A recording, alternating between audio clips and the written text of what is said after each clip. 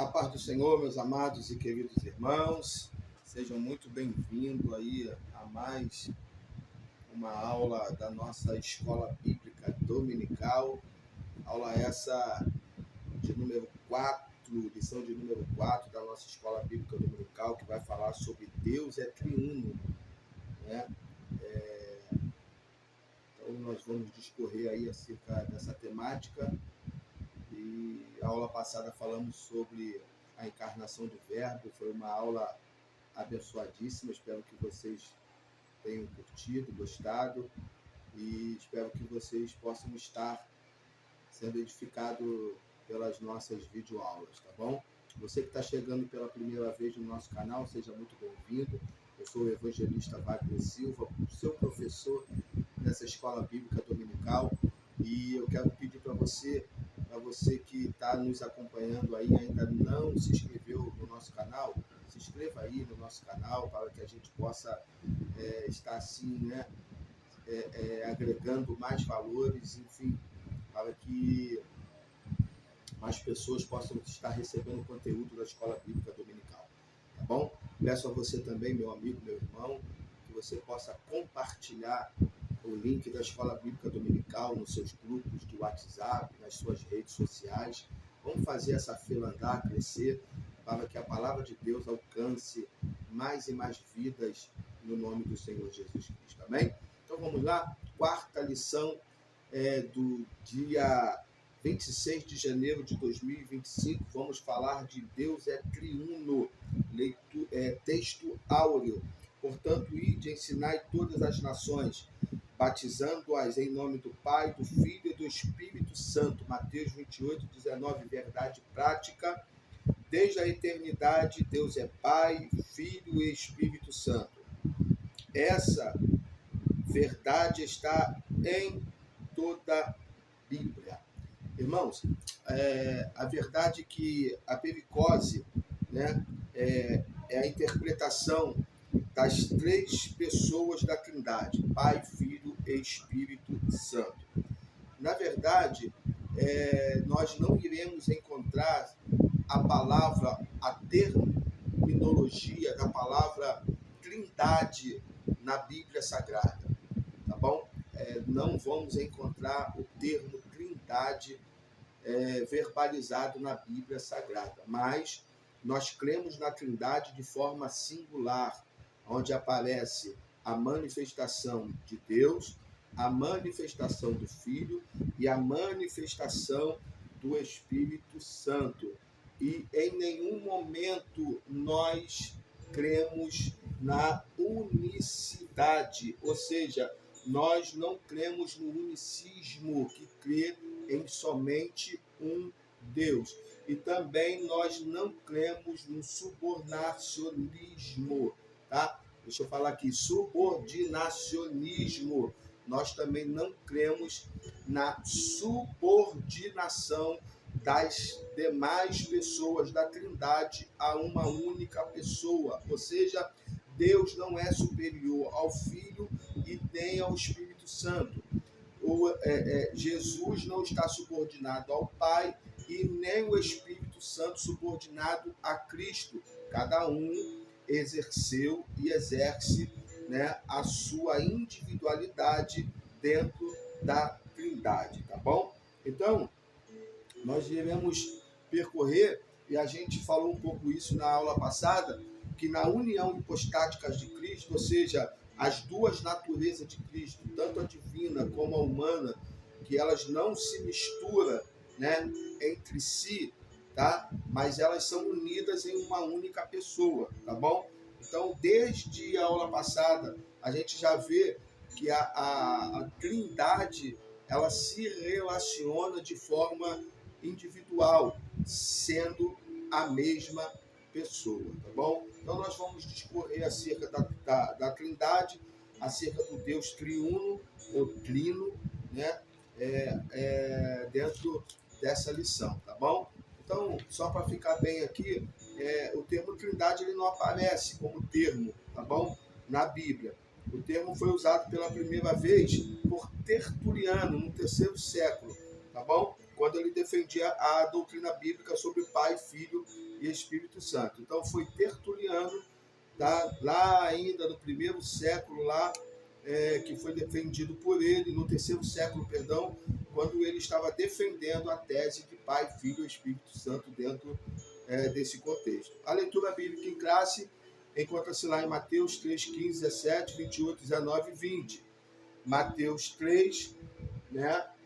Você que tem a sua revista aí, nos acompanhe para que a gente possa acompanhar junto aí. Diz assim: Jesus, porém, respondendo, disse-lhe: deixa por agora, porque assim nos convém cumprir toda a justiça. Então ele o permitiu. E sendo Jesus batizado, saiu logo da água, eis que se lhe abriram os céus, e viu o Espírito de Deus descendo como pomba e vindo sobre ele. E eis que uma voz dos céus dizia: este é meu filho amado, em quem me comprazo. Mateus 28. Portanto, ide, ensinai todas as nações, batizando-as em nome do Pai, do Filho e do Espírito Santo, ensinando-as a guardar todas as coisas que eu vos tenho mandado. E eis que eu estou convosco todos os dias, até a consumação dos séculos. Amém. Então, irmãos, a gente vê que o termo não aparece de forma explícita, tá? Mas de forma individual, ou seja, de forma una e pluralista entre eles, tá? Então a gente já vê isso lá em Gênesis, quando Deus está na fabricação, na arquitetura da sua obra-prima, quando ele disse: façamos o homem a nossa imagem e a nossa semelhança, tá bom? A gente também vê isso também no relato de Jesus a Filipe, quando Filipe pede para conhecer o Pai. Jesus vai falar: Filipe, estou tanto tempo convosco, quem vê a mim vê o Pai.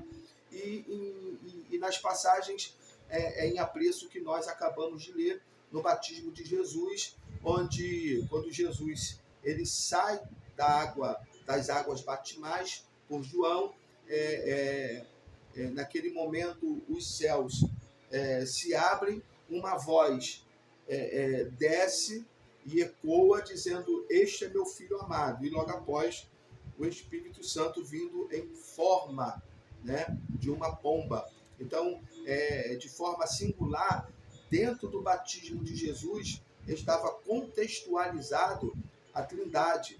Estava presente o Filho, estava presente o Pai, que dizia que este é meu filho, e estava presente em forma de pomba o Espírito Santo de Deus, magnificando assim a pessoa do Pai, do Filho e do Espírito Santo de Deus no relato bíblico descrito por Mateus no batismo de Jesus. Então, por esses e outros motivos, é que nós não cremos no unicismo, né? Que crê que há um só Deus, que não existe Jesus, que não existe Espírito Santo, como algumas denominações do nosso presente tempo assim afirmam, que o Espírito Santo é só uma força ativa, não é uma pessoa, mas é uma força, né? Então, nós não cremos nesse tipo de argumentação, nem nesse tipo de argumento, né, para fundamentar a inexistência da Trindade, tá bom? Então, vamos lá para o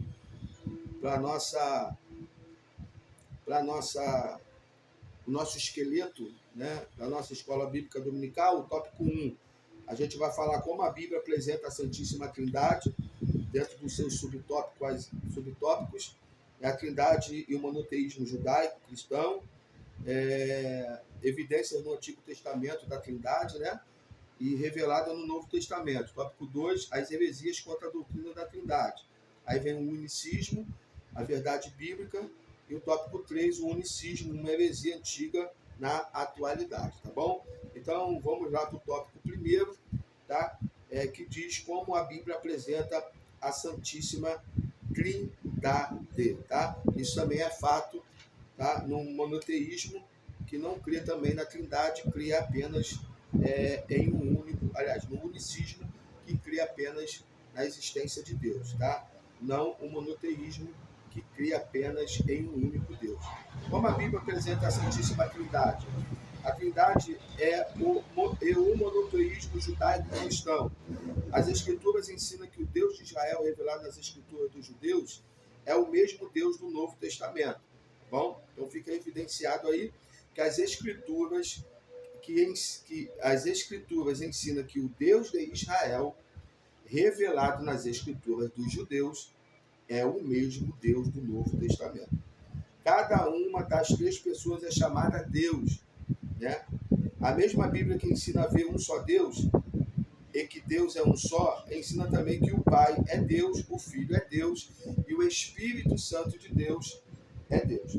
O nome Deus se aplica ao Pai sozinho, Filipenses 2,11. Da mesma forma, o Filho e o Espírito Santo. Então, irmãos, a gente sabe, percebe e entende que eu, particularmente, acredito que dentro desse tempo todinho da existência de Deus, existiu também o tempo das suas manifestações. Ou seja, todo o Antigo Testamento, a gente vê o tempo da manifestação de Deus, o Deus de Israel, o Deus dos hebreus, o Deus dos judeus, né? Mas dentro desse contexto do Novo Testamento, a gente vê ocorrendo manifestações espirituais da pessoa de Jesus Cristo em forma teofânica. Então, todo o Antigo Testamento, ele está contextualizado na pessoa de Cristo. A gente vê isso quando Abraão vai ter, né, a visita dos anjos, né, e ele ali, ele vê em forma teofânica a pessoa de Cristo.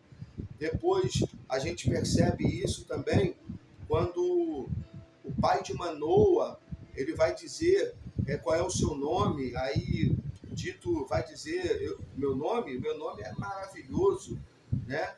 Então a gente vai ver Cristo em forma teofânica aparecendo no Antigo Testamento, né? Confirmando assim a sua existência desde o princípio. E a gente também vai ver de forma muito singela a manifestação do Espírito Santo, né? Que a gente sabe e entende que na época de reis, sacerdotes e profetas, o Espírito Santo descia sobre a vida dessas pessoas, mas não fazia morada, apenas vinha, né, dosava o homem para a sua capacitação no exercício da sua função e logo após deixava de usá-lo, né? Então a gente vai ver isso nos profetas, a gente vai ver isso diversas vezes, Davi consultando os profetas acerca das orientações espirituais. Então a gente vai ver isso nos sacerdotes. Então o Espírito Santo de Deus, ele descia, fazia a sua obra e logo após ele deixava, se retirava do homem. A gente vai ver isso bem de forma simbólica na arca, né? Na arca de Noé, quando ele solta o corvo vai e não volta, depois ele solta a pomba vai, mas o texto diz que ela não encontra onde pousar e ela volta, tipificando o Espírito Santo no Antigo Testamento, na sua manifestação, ele vinha, pousava no homem, mas ainda não era tempo de permanência, então ele voltava. E depois de um tempo, Noé solta de novo a pomba e agora ela não volta mais, ou seja, ela achou repouso e em terra onde pousar. Então isso fala da manifestação de Atos 2 num termo simbólico, numa simbologia, numa tipologia, né, da pomba da arca de Noé, com a descida permanente do Espírito Santo e a ida e vinda da pomba dentro da arca sobre a manifestação e descida do Espírito Santo no exercício das funções, tá, entre reis, sacerdotes e profetas, tá bom? Então a gente vai ver isso explícito, tá, na Trindade no Antigo Testamento e vestígios dela, tá, tanto do próprio Cristo e também do próprio Espírito Santo, tá bom? B. Cada uma das três pessoas é cada senhor. Isso é fato, né? Não há argumentação. Isso também ocorre com o tetragrama, as 4 consoantes do novo divino. Yahvé, Senhor, pois aplica-se ao Pai sozinho, ao Filho e ao Espírito Santo. No entanto, aplica-se também à Trindade. O monoteísmo bíblico não contradiz a Trindade. Ouve, ó Israel, o Senhor nosso Deus é o único Senhor. Essa é a confissão de fé do judaísmo. A palavra hebraica echad, traduzida como único, indica uma unidade composta. É o mesmo termo usado para afirmar que o marido e a mulher são ambos uma só carne. O termo echad, em Deuteronômio 6,4, indica que o monoteísmo judaico-cristão não contradiz a Trindade. Que exemplo maravilhoso, né? Que foi dado em Gênesis 2,24, quando diz que uniciar, né, o marido à sua mulher e serão ambos uma só carne. Ou seja, isso está também intrínseco na Trindade, onde de Deus emana a pessoa do Filho e de Deus emana a pessoa do Espírito Santo, formando 3 pessoas em uma pessoa só. Amém? Isso é Trindade. O Novo Testamento, irmãos, no Novo Testamento, se no Antigo Testamento a Trindade é uma realidade oculta, com seus vestígios e pluralidade em Deus, já no Novo Testamento a Trindade desbrocha, né, e apresenta toda a sua beleza. Por quê? Porque Deus nasce na pessoa de Cristo entre nós. Isso é lindo, né, irmãos? Isso para compreender, é como o Paulo diz aos Coríntios, no capítulo 12, né? O homem natural, no capítulo 2, versículo 14, se eu não me falha a memória, o homem natural não compreende as coisas do Espírito, né? Mas o espiritual discerne tudo, de ninguém é discernido. Então, para entender que no Novo Testamento a Trindade desbrocha, né, em toda a sua beleza, tá? Em toda a sua essência, a sua soberania. Por quê? Porque agora Deus nasce na pessoa de Jesus Cristo e Deus nasce entre nós e está entre nós. Amém? Então vamos lá. O tópico 1 aí ainda apresenta que a Trindade foi revelada no Novo Testamento. Tá? A Trindade bíblica, ou seja, a Trindade em si mesma, pregada pelos cristãos, consiste em um só Deus que subsiste eternamente em 3 pessoas distintas. Ou seja, é um só Deus, mas que se distingue em formas subsistentes em 3 pessoas. Então, em um momento, Deus foi Pai. Em outro momento, Deus foi Filho. E em outro momento, Deus é Espírito Santo. Tá bom? Então, a Trindade em si, a base bíblica da Trindade salta à vista de qualquer leitor do Novo Testamento, a começar pela grande comissão, Mateus 8, 28, 19, na distribuição dos dons espirituais, na bênção apostólica, também conhecida como bênção trinitária, na unidade da igreja, na obra da salvação, além das inúmeras passagens tripartidas que revelam a Trindade. Ou seja, não é possível, irmãos, não há possibilidade, hipótese nenhuma, de algum cristão não reconhecer a Trindade e não ser trinitário, tá?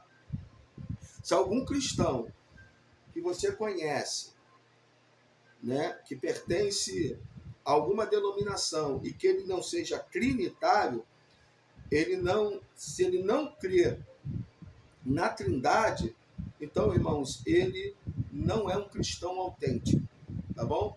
Porque um cristão autêntico, ele tem que crer na Trindade. Se ele deixa de crer na Trindade, então ele não recebeu nem o Filho, nem o Pai.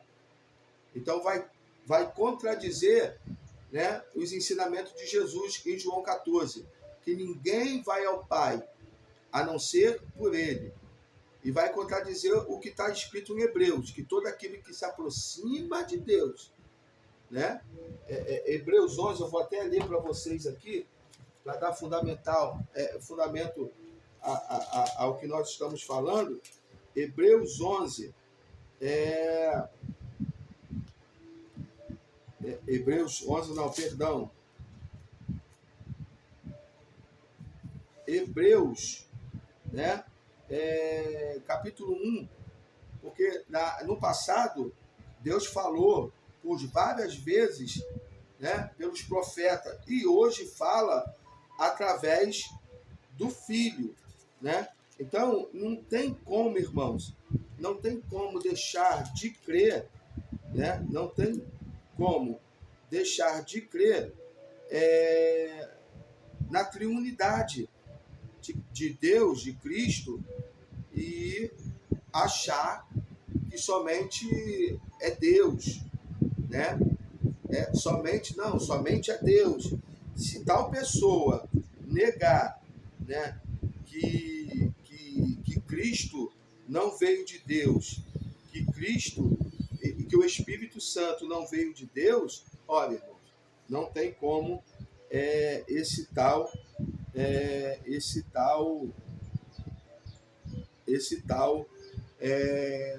está servindo ao Deus que nós servimos. Hebreus capítulo 11, versículo 6. Porém, sem fé é impossível agradar a Deus, porque é necessário que aquele que se aproxima de Deus acredite que ele exista e que é galardoador daqueles que diligentemente o buscam.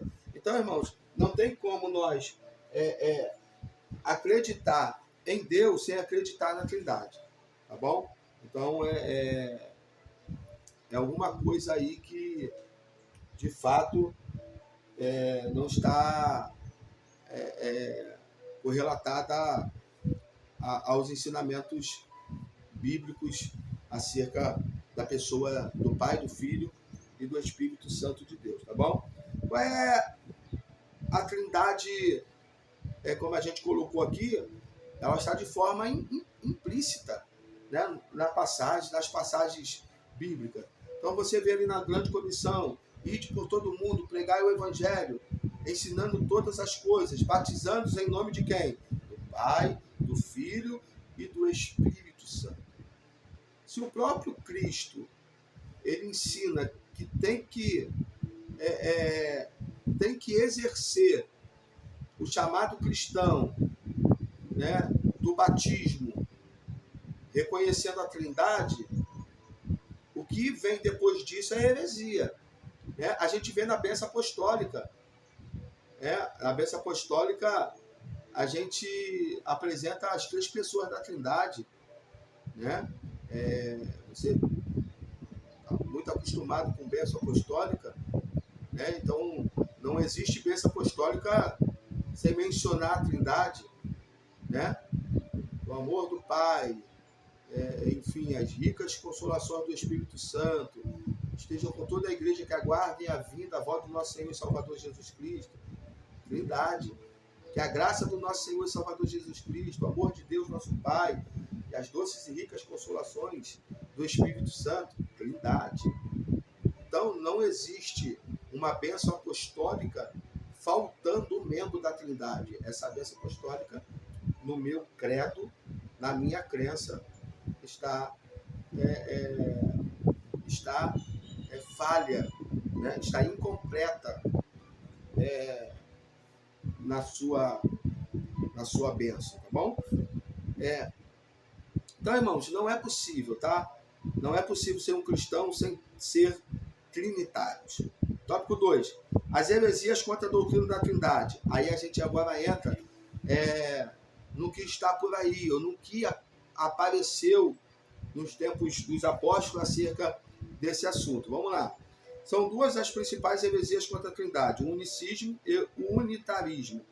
Ambas são contrárias à Bíblia, condenadas pela igreja antigas e rejeitadas pelos principais ramos do cristianismo.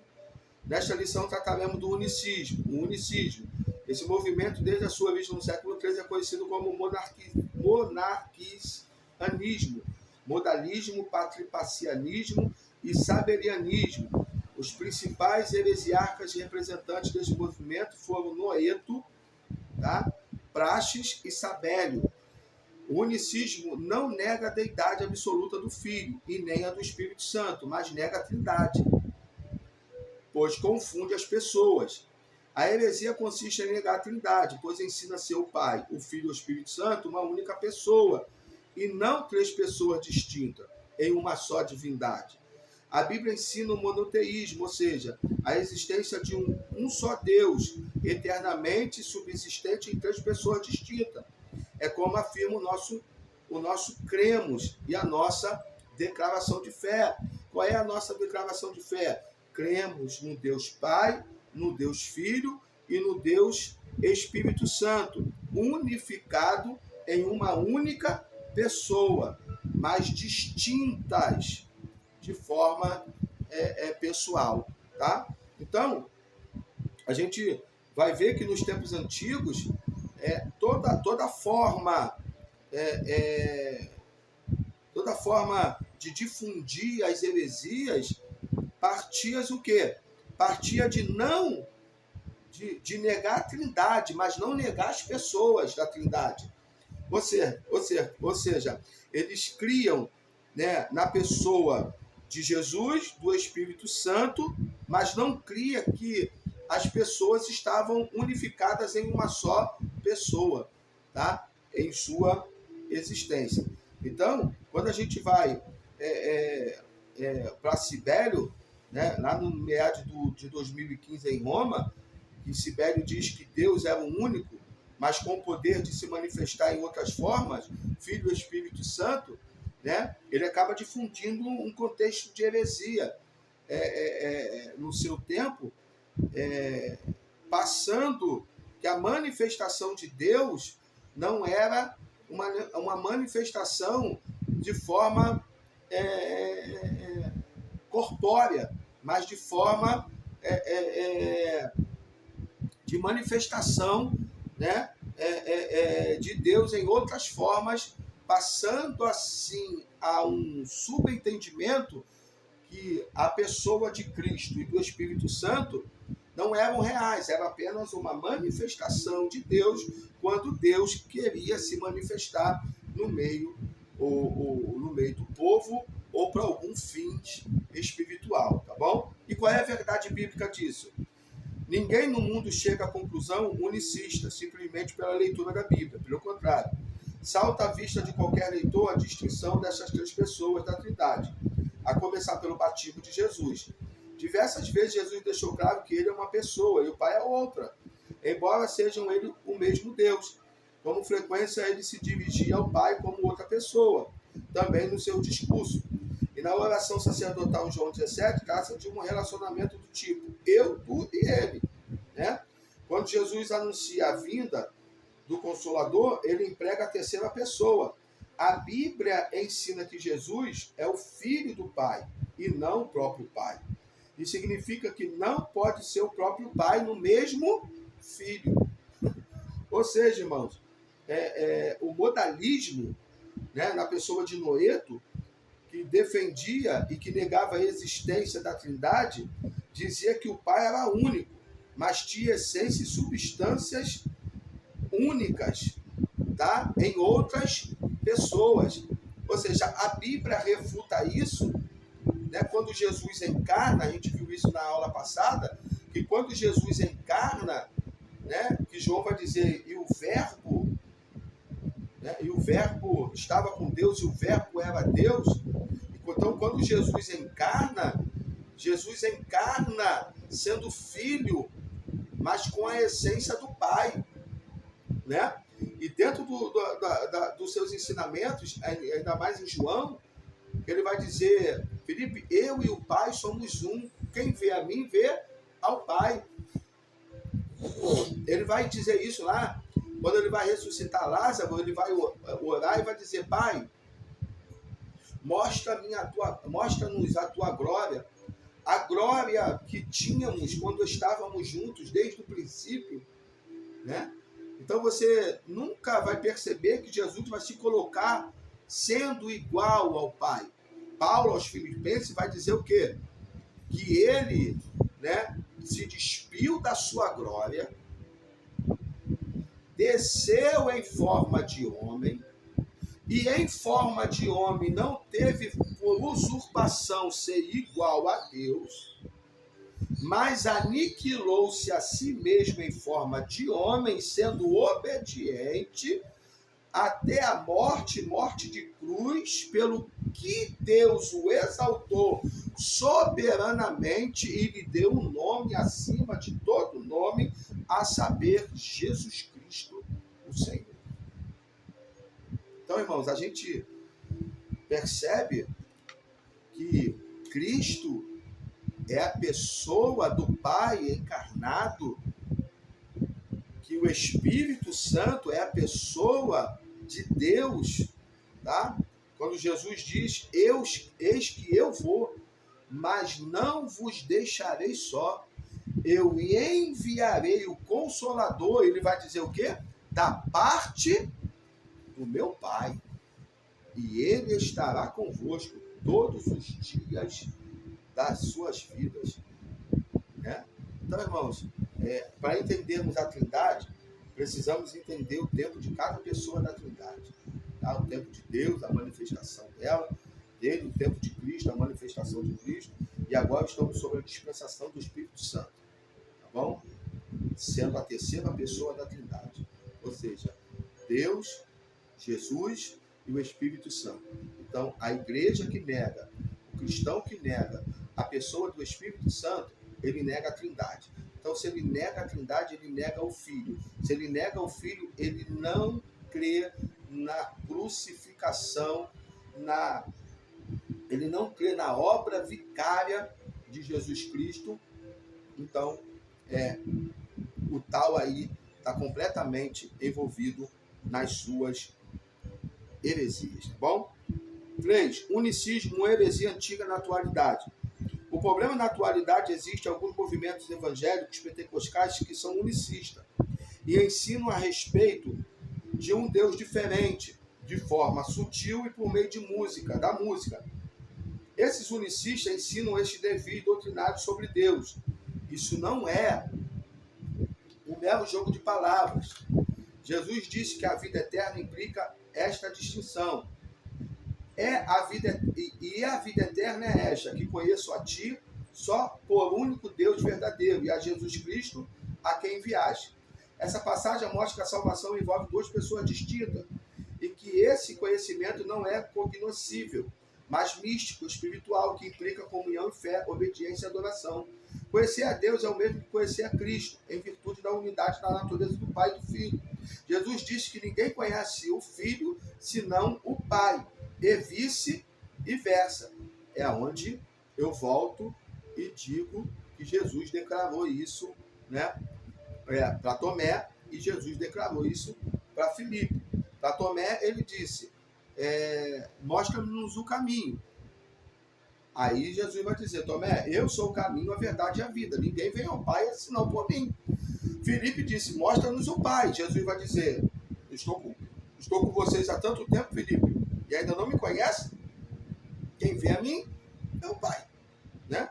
Então, o unicismo, embora seja uma heresia antiga, também está presente na atualidade. Por quê? Porque o unicismo nega a existência da Trindade. Jesus o Pai, Jesus o Filho, Jesus o Espírito Santo, tá bom? Então, uma reflexão bíblica. O que dizer de pessoas convertidas por meio do ministério dessas músicas unicistas? O poder é da palavra e não do tal movimento.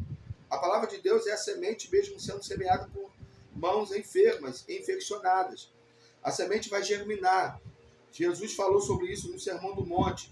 Alguns podem dizer que se sente bem ao ouvir tais músicas, assim como convém lembrar que ninguém está autorizado a fundar doutrinas com base em experiências humanas. As emoções caíram com a natureza humana no Éden e não servem como instrumento aferidor da doutrina. A Bíblia é a única fonte de doutrina e não as nossas emoções, tá? Pois somos norteados pela palavra na direção do Espírito Santo. Quando a lição, irmãos, vai falar sobre músicas unicistas, depois você dá uma pesquisada aí na internet, porque existe um grupo muito famoso, né?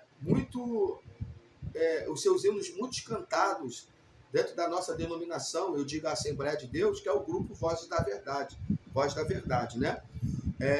o seu mentor, né? O seu mentor, ele é unicista, ele não crê na Trindade, tá? Então você vê que na maioria das suas músicas ele exalta só a pessoa do Pai, né? Então ele não coloca em suas letras a Trindade de forma explícita, porque ele é unicista, tá bom? Então o grupo Voz da Verdade são de cunho unicistas, tá?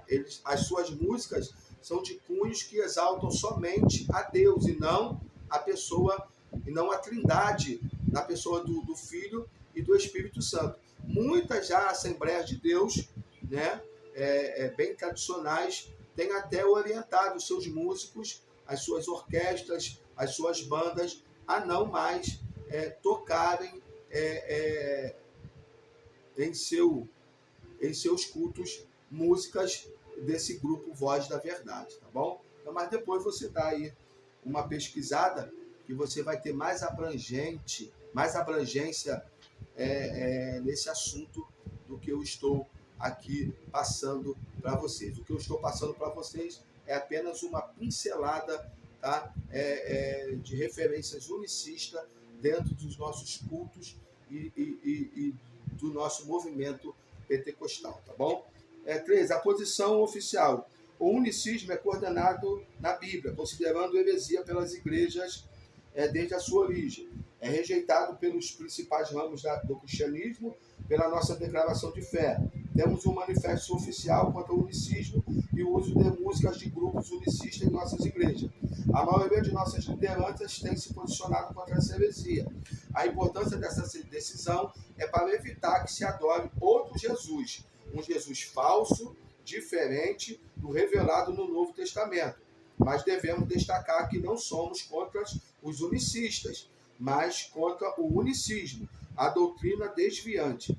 Devemos manter contato respeitoso do nosso dia a dia com essas pessoas, embora discordando de suas crenças com mansidão. Bom? Então, irmãos, espero que você possa ter compreendido. Por quê? Porque é uma aula bem dinâmica, superficial, porque falar de Trindade não tem muito mistério, né, irmãos? É um estudo bem sistemático, tá? Não tem muita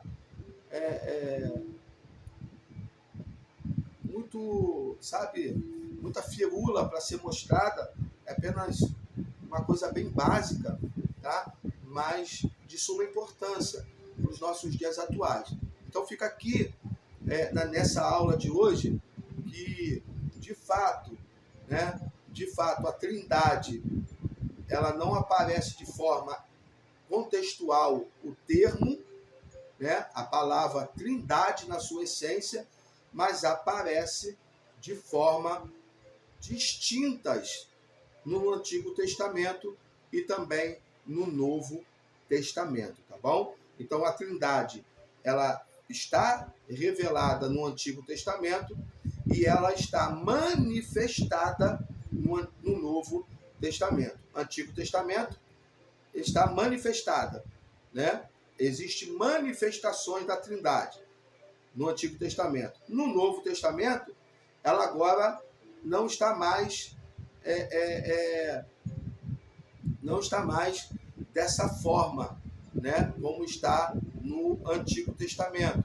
Ela agora se encontra de forma revelada na pessoa e na encarnação de Cristo, na ascensão de Cristo, né, aos céus, descendo então o Espírito Santo de Deus depois de 50 dias e se fundamentando a partir de Atos capítulo 2, na descida do Espírito Santo no dia de Pentecostes e com exercício até os dias atuais na manifestação do Espírito Santo de Deus.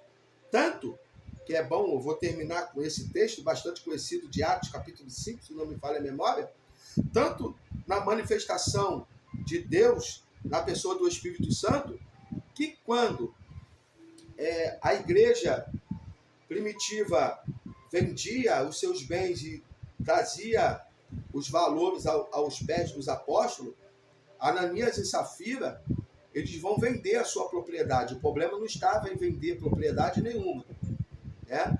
O Pedro vai revelar que o problema foi eles ter mentido a Deus.